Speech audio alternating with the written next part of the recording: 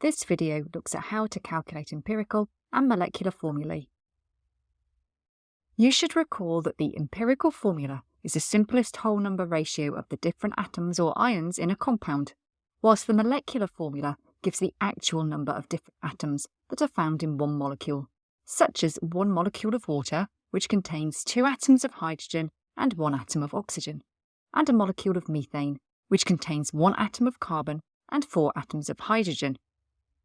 The formula of ionic compounds shows the simplest ratio of ions in a compound, such as in sodium chloride, where there is 1 sodium ion for every 1 chloride ion, or magnesium chloride, which contains 1 magnesium ion for every 2 chloride ions. The formula of an ionic compound is therefore always an empirical formula.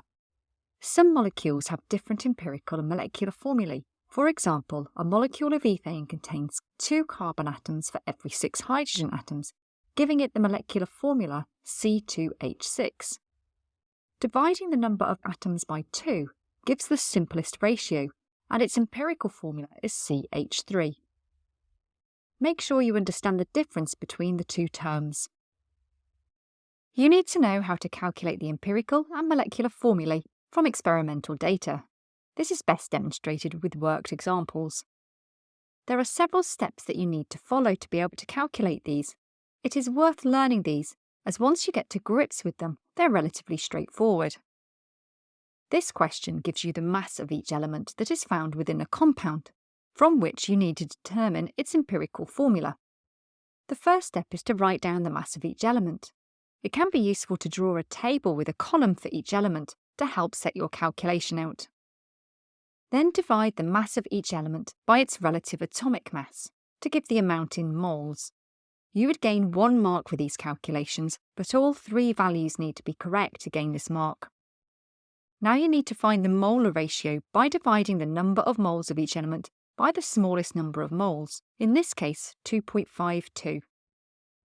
The molar ratio that we have found is not a whole number ratio, so we need to multiply everything by 2 to convert this to a whole number ratio.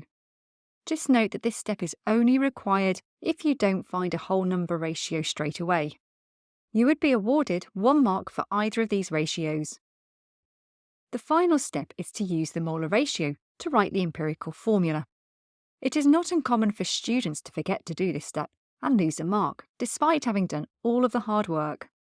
Sometimes students incorrectly round ratios instead of multiplying them to give a whole number ratio.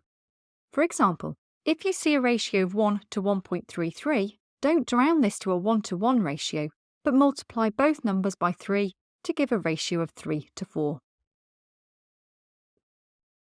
This question gives the percentage composition by mass of each element instead of the mass, but the steps to calculate the empirical formula are still the same, except that you write the percentage of each element down first. If you assume that you have 100 grams of the compound, then 23.9 grams of the compound will be carbon, 4 grams will be hydrogen, and 71.1 grams will be chlorine. Then you can continue the steps by calculating the number of moles in 100 grams of the compound by dividing by the relative atomic mass. Now find the molar ratio by dividing by the smallest number of moles, which in this case is 1.99. It is not necessary to convert to a whole number ratio, as it already is, which just leaves the final step to write the empirical formula. The next part of the question gives you the relative molecular mass of this compound and asks you to determine its molecular formula. To do this, you need to calculate the relative molecular mass of the empirical formula that you deduced in Part A, which can be done by adding up the relative atomic masses of all of the atoms within the empirical formula.